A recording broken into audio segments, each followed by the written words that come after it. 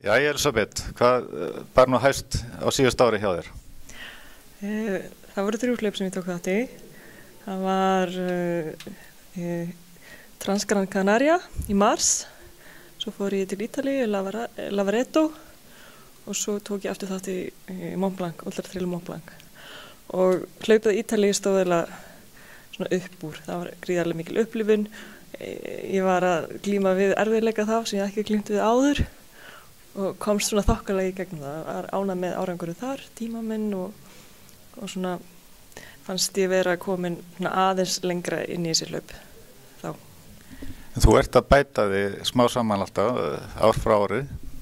Já, sem betur fer, þá er svona æfingarnar að skila sér og líka reynslan kemur gríðarlega inn í þessi hlaup og þekkja líka mann að vita hvað maður getur leyft sér að fara hratt og langt og hvernig maður á að næra sig í gegnum svona hlaup.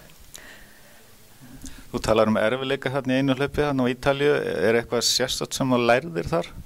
Já, það var til dæmis bara orku inntakan. Það var eitthvað sem klikkaði hjá mér að ég fjall í blóðsykri í miðju hlaupi og þurfti virkilega að fyrir því að koma mér út úr því og halda áfram. Og þetta eru 120 km hlaup og síðustu 40 kilometrarnir voru allir yfir 2000 metrum. Þannig að eftir mjög langan tíma á hlaupum og að reyna mikið á sig og í þessari hæð, það var bara mjög erfitt að komast í gegnum það. Þannig að ég þurfti að hægja mikið á mér en það kom inn einhver reynsla, held ég, sem skilaði sér þannig að ég kláraði hlaupið vel eitthvað kring 19 tímum sem var bara vel undir mínu markmið þá og bara í ágætis sæti hjá konum. Hvað ertu að borða í svona löngum hlaupi?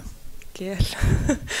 Ég reyna að taka 1 gel á klukkutíma sem er töluvert minna en fólk er að taka í maraþonhlaupum svona yfirleitt og svo eru drykkjarstöðvar svona á kannski 3 tíma fresti, 2 tíma fresti misjafnt og þá bara tekur maður það sem mann langar í hverju sinni. Þannig að það er að reyna að taka inn einhverja smá svona meiri mat eins og banana, ávexti, brauð þess vegna. En æfingarnar fyrir svona hlaupa, hvað ertu að hlaupa mikið á viku? Fer mjög mikið eftir árstíma. Á sumrin er ég að hlaupa miklu meira en núna. Kannski reyna að fara yfir 100 km á viku. Svona þessar stærstu, þessar mikilvægustu vikur fyrir þessi löngu hlaup og það er aðalega tíma á fótum, kannski 15-20 tímar á fótum yfir vikuna og ég var að taka þetta saman á Strava síðasta árið.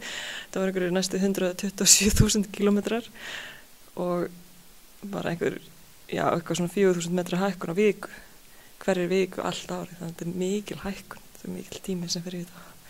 En hefur þið tekist að halda þið frá meiðslum?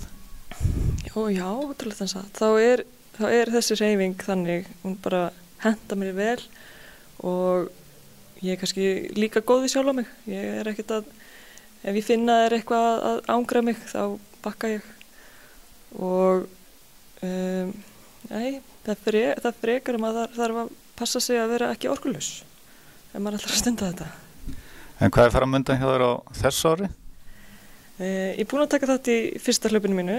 Það var í Hong Kong núna í janúar, sem gekk mjög vel, þannig að það er lofgóðu þetta ár. Ég er mjög spennt að taka þetta ár, bara svipað og síðasta ár og fara í sama hlaup á Ítalíu, Lavaredo og svo er svona dálítið óráðið þetta ágúst, september, október. Ég skráði í CCC-hlaupið sem Tobbi tók þátt í fyrra. Ég ætla ekki að fara heila hringinn núna, ég ætla að hvíla aðeins, ég er búin að gera það tvisvar. Og svo er stórt hlaup á Ítalíu sem er í september og er svona meira ferðarlag. Það er meira svona, það er ykkur 330 kilometrar. En ég er ekki búin að taka endalega ákvörðun með það hvert ég fari það og svo mögulega eitthvað langt hlaup þá í október. Sem er þá hluti af þessari hlaupaseríu sem ég er búin að vera að keppa í. En hvað með götuhlaupin? Já, ég mun örugglega taka eitthvað svona 1 og 1 götuhlaup. Ég fór í gamlárslaupið og það var mjög skemmtilegt. Já, ég sá að þú varst ekki bara bætaði þar, þú varst nefnilega ansið góðan tíma. Já, jú, ég held ég hef bætt tíma minn í 10 sem er brótilegt því ég var búin að æfa, ég var mjög þreytt og búin að bara undirbúa mig fyrir Hong Kong og ég var búin að vera bara í brekkum, ég var bara búin að hlaupa brekkur í marga vikur fyrir þetta gamla sleip. Þannig að það væri gaman að prófa að fara aðeins í göturhlaupin líka, ég held að þau geti hjálpað. Nota þau sem svona tempólöp. En eru við Íslendingar að bæta okkur í svona ultra hlaupum? Sérðu mun svona ár frá ári? Já, ég ætla að það eru sem betur fyrir fleiri að koma og taka þátt. Fleiri konur að fara að hafa áhuga á þessu og finnst þetta skemmtilegt og þetta er ögrandi, þetta er svona ákveðin áskorun sem fylgir því að leggja í svona löng hlaup. Þetta snýst ekki bara um að hlaupa, þetta er svo margt annað.